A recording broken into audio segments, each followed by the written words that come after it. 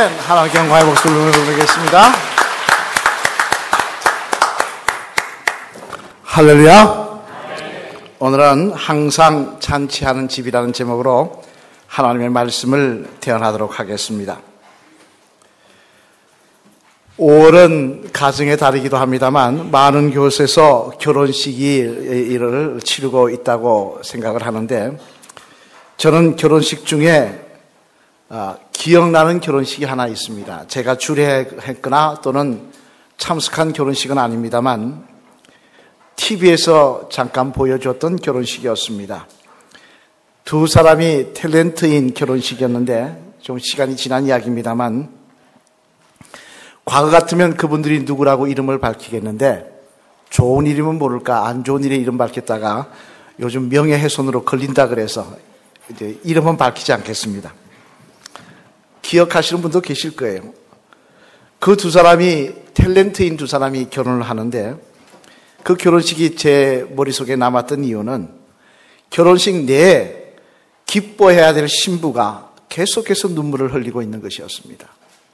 신랑이 눈물을 이렇게 수건을 주며 닦아주기도 줘서 닦으라고도 하고, 근데 계속 눈물을 흘리는 거예요. 물론 결혼을 하니까 부모님과 헤어짐이 슬퍼서 울 수도 있습니다. 그러나 그날 텔레비전에서 본 신부의 모습은 그런 모습이 아니더라는 겁니다. 굉장히 슬퍼 보이고 참 안타까워 보이는 그런 모습이어서 제가 집사람에게 말하기를, 참 이상하다. 신부가 왜 저렇게도 울지? 라고 말을 했던 적이 있습니다만, 얼마 지나지 않아 두 사람이 이혼을 하면서, 결혼한 지 6, 7개월 됐나요? 이혼하면서 회자된 이야기를 보니까 신부되는 탤런트가 미리 혼전 임신을 하여서 어쩔 수 없이 결혼하게 되었는데, 신랑 되는 사람이 폭행을 해가지고 아기가 유산되는 일도 있었다는 것입니다. 그래서 이혼하게 되었다는 것입니다. 여러 가지 파란만장한 일이 많이 일어났더라고요, 두 사람이. 그 뒤 내용을 방송을 통해 접하고 나서, 그래서 저렇게 울었구나. 그래서 기뻐해야 될 잔치 자리에 저렇게 서러운 모습으로, 슬픈 모습으로 서 있었구나 라고 생각을 한 적이 있었습니다만, 여러분, 우리들도 집안에 좋은 일이 있을 때 뭘 합니까? 잔치를 합니다. 그죠? 잔치를 합니다. 근데 잔치할 때 분위기가 어떠해야 합니까? 당연히 기쁘고 즐겁고 행복해야 합니다.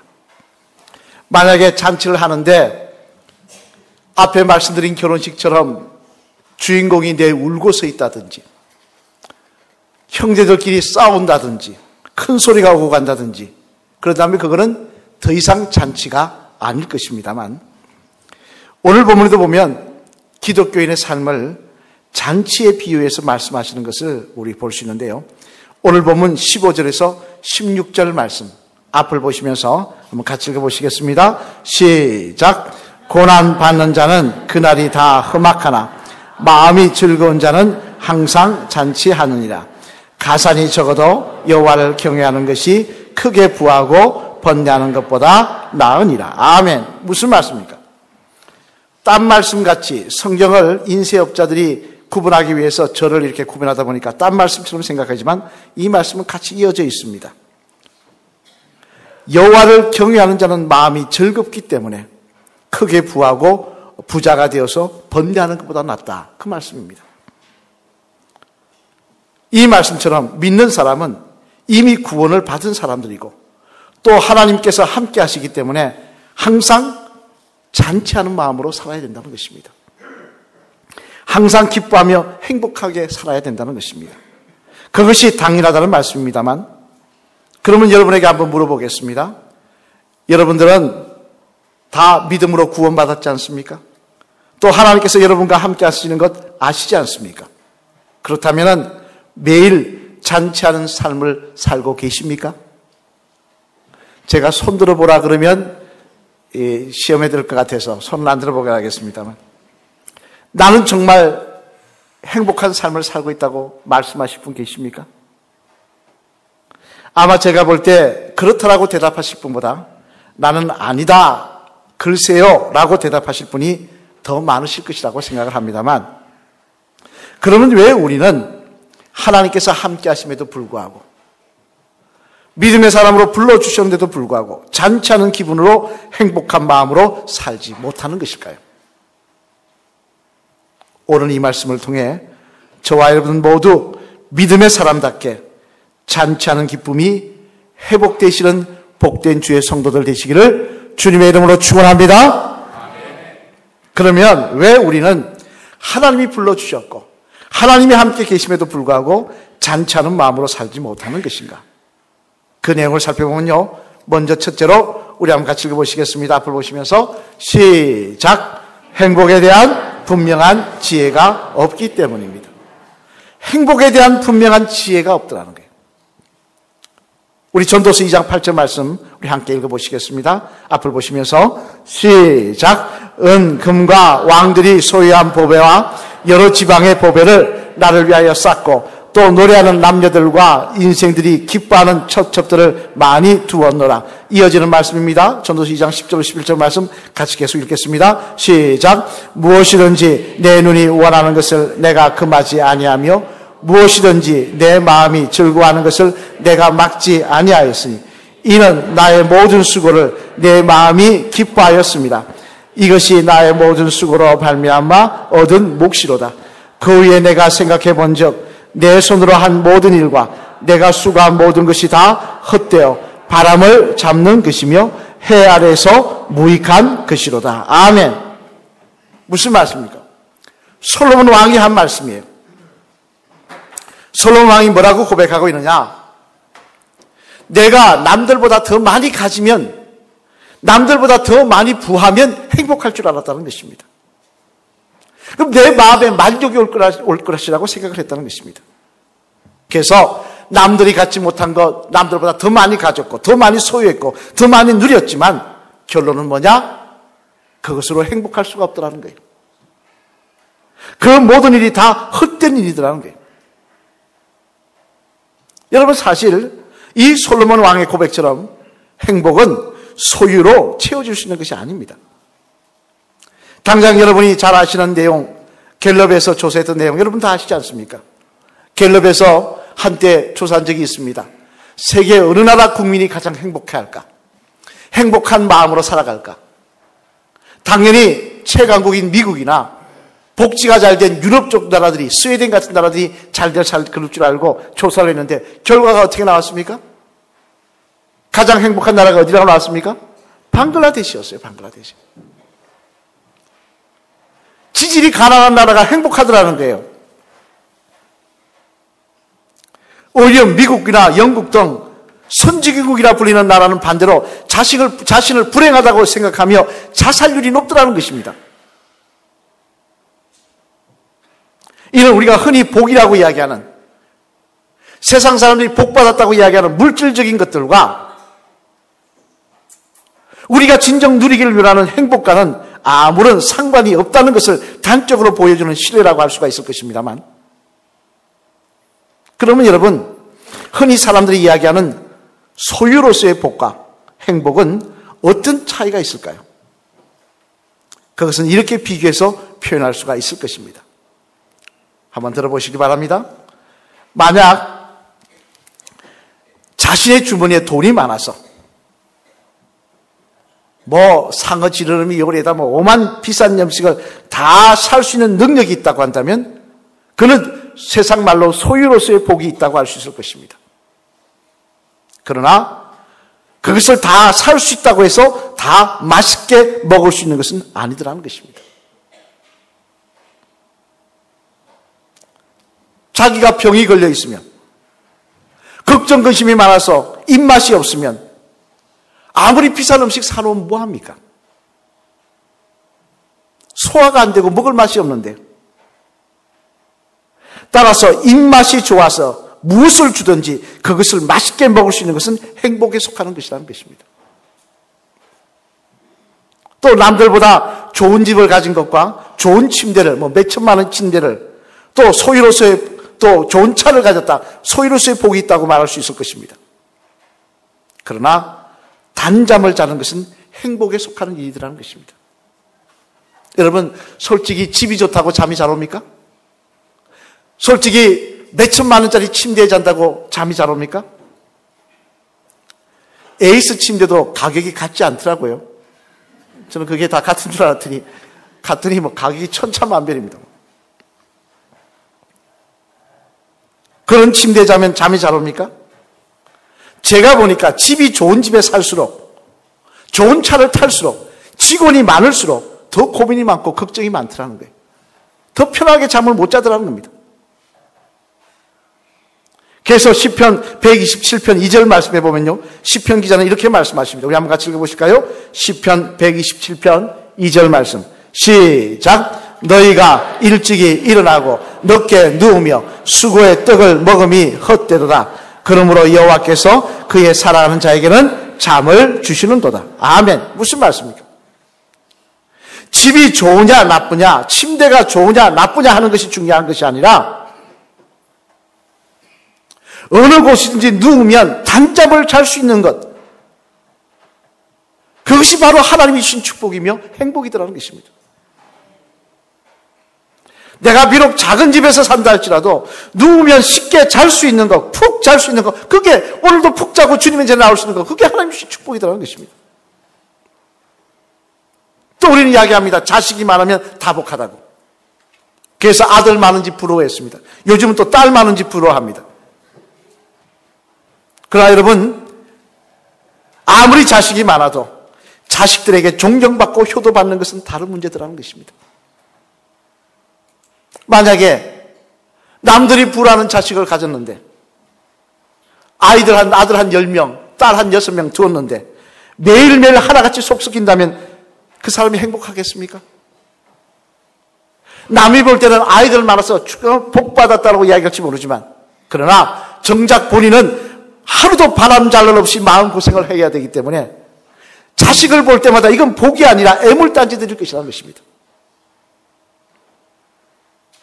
따라서 자식이 잘 되고 못 되고가 중요한 게 아니라, 하나고 둘이고가 중요한 것이 아니라, 오늘도 그 자녀들이 부모님에게 어버이날을 전화하고 밥 한 끼라도 어머님 대접하겠다고 할 수 있다면 이것이 바로 행복이라는 것입니다.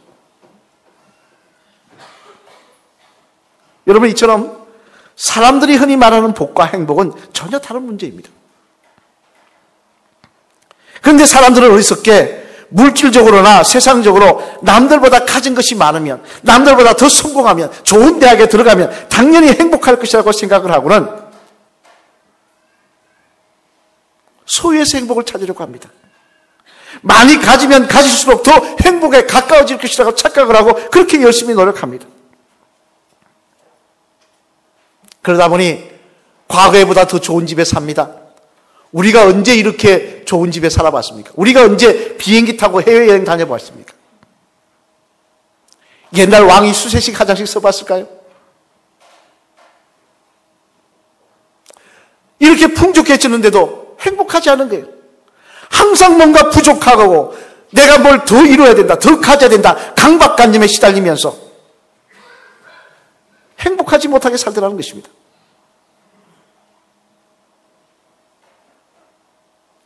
철학자 쇼펜하우어는요, 그의 글에서 사람의 인생에 대해 이런 말을 했습니다. 어떤 사람의 인생이든 무슨 일이 일어나느냐 하는 것보다 더 중요한 것은 그 사람이 그것을 어떻게 느끼고 어떻게 받아들이느냐 하는 것이다라고 했습니다.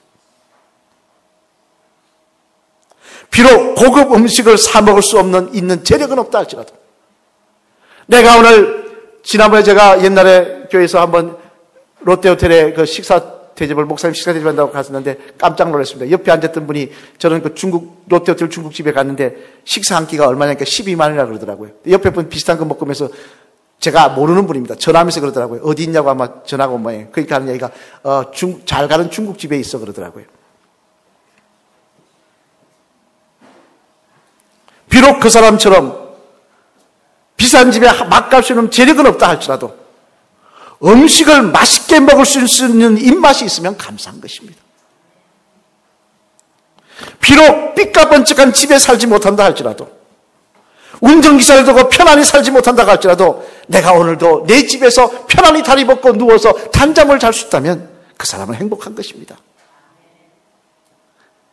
비록 자녀가 많지 않고 자녀들이 다 세상적으로 성공하지 않았다 할지라도, 남들에게 자랑하며 살만한 그런 위치에 있지 않다 할지라도 부모님 알아주고 효도하고 전화 걸 줄 알고 식사 대접할 줄 안다면 우리는 행복한 사람이라는 것입니다.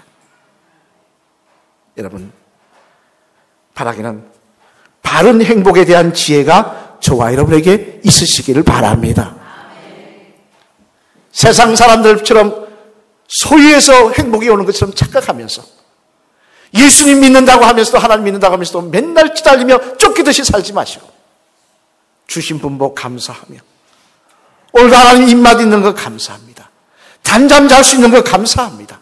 자녀들과 사랑하는 가족들과 함께 모여 도란도란 이야기할 수 있는 것 감사합니다라고 할 때 오늘도 우리는 주님이 주시는 행복을 느끼며 잔치 않은 기쁨으로 살아가는 주의 백성들이 될 줄로 믿습니다. 그런 귀한 주의 자녀 되시기를 주님의 이름으로 축원합니다. 둘째로 우리가 잔치 않은 기쁨으로 살지 못하는 이유는 또 뭐냐? 우리 한번 같이 읽어보실까요? 같이 읽겠습니다. 시작.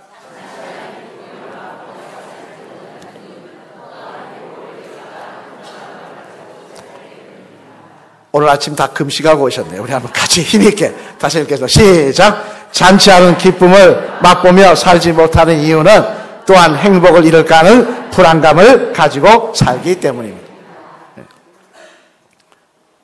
행복에 대한 바른 이해가 생겨서 이제 행복을 누리려고 하는데 이걸 또 누리지 못해요. 왜? 불안감을 가지고 살기 때문에. 우리 13절 말씀 한번 같이 읽겠습니다.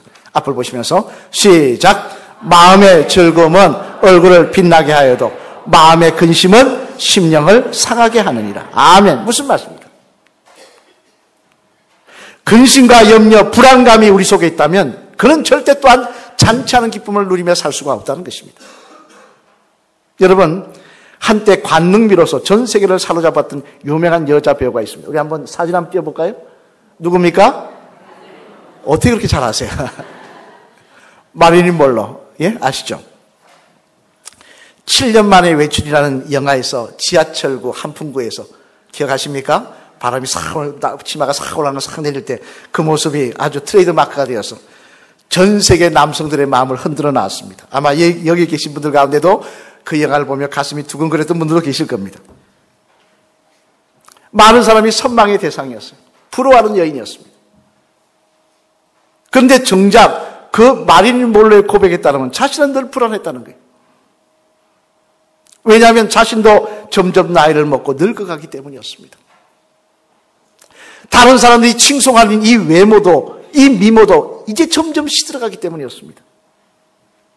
그녀는 그 불안감에 괴로워하다가 약물 중독으로 결국 자살로 인생을 마감하지 않았습니까? 하지만 이런 불안감은요, 마릴린 먼로만 있는 게 아닙니다. 우리 주변에 많은 사람들을 보면요, 당장 큰 어려움이나 염려는 없는데도 불구하고 항상 불안해합니다. 염려합니다. 뭘 불안합니까? 이 행복이 무너지면 어떡할까? 잘못되면 어떡할까? 사고 나면 어떡할까? 망하면 어떡할까? 또 자녀들을 볼 때마다 이 자녀가 병들면 어떡할까? 애가 조금이라도 늦게 오면 오만 생각을 다 합니다. 밤 12시가 다 되어 안 오면 걔는 유괴를 몇 번 갔다가 오나요?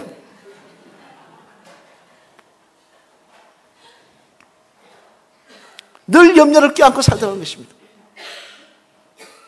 그러나 여러분, 만약 우리들이 이러한 불안감을 가지고 산다고 한다면 정작 하나님이 허락하신 그 행복을, 분복을 누리며 살지 못하게 되는 것입니다. 그러면 이 불안감을 어떻게 해결해야 될까요? 이에 대해서 빌립보서 4장 6절 말씀 우리 한번 같이 읽어보시겠습니다. 앞을 보시면서 시작. 염려하지 말고 하든 모든 일에 기도와 간구로 너희 구할 것을 감사함으로 하나님께 아뢰라. 아멘. 뭐라고 이야기했습니까? 아무것도 염려하지 말고 뭐 하라고요? 기도하라는 것입니다. 염려로부터 해방될 수 있는 길은 기도밖에 없다는 것입니다. 왜 그렇습니까? 기도하면 하나님께서 우리에게 평안을 주시기 때문에 그렇습니다. 기도하고 나면 하나님 주신 평안이 있습니다. 그리고 더 나아가 무엇보다 기도할 때 하나님은 하나님의 뜻대로 기도하며 사는 자를 하나님이 책임져 주시기 때문에 그렇습니다. 당장 기도의 사람 다니엘만 해도 어떻습니까? 여러분 잘 아시지 않습니까? 바사왕 다리오 시대 때 누구든지 기도하는 자는 다 죽인다고 했을 때도 불구하고 그는 하나님께 기도합니다. 그 결과 사자굴에 들어가게 됩니다만 그때 어떤 일이 일어났다고 성경 기록하고 있습니까? 우리 다니엘서 6장 22절 말씀, 다 아는 말씀이죠. 같이 읽어보시겠습니다. 시작!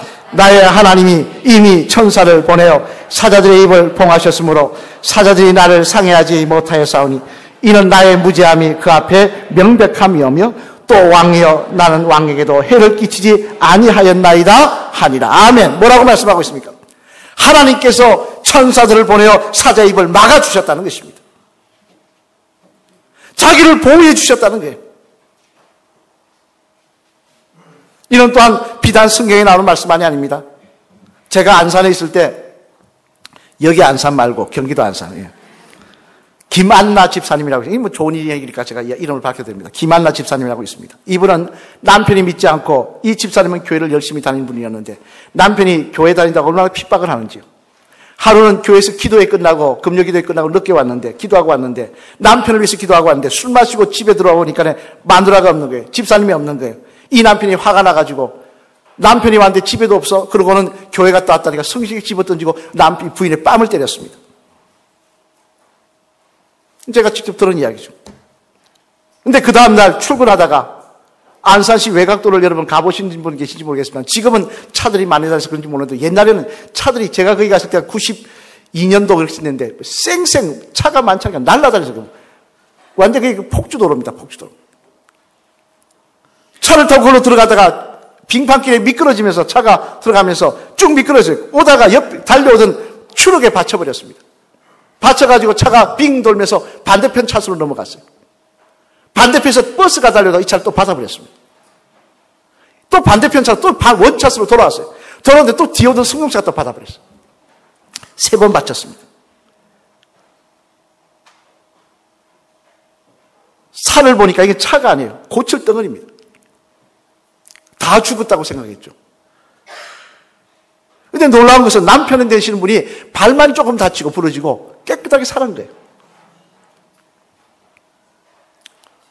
완전히 찌그러진 차를 열어보니까 운전석만 이렇게 남아있는 거예요. 운전석만. 다리만 끼어가지고 부러진 거예요. 병원에 신방 갔더니 이렇게 말씀을 하십니다. 나 같은 사람은 죽었어야 하는데 자기가 자기 한 짓 알거든요. 그 전날 부인 뺨 때린 거 알거든요. 기도하고서. 나 같은 사람은 죽었어야 하는데 내 아내의 기도 때문에 살게 되었습니다. 그러면서 하는 말이, 목사님 나으면 꼭 교회 나가겠습니다.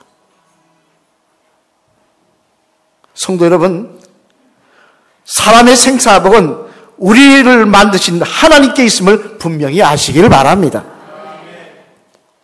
그분이 나를 보호하시고 내 가족을 보호하시고 내 교회를 보호하시고 이 나라를 보호하시면 그 누구도 그 보호하심을 흔들 자가 없음을 분명히 믿으시길 바랍니다.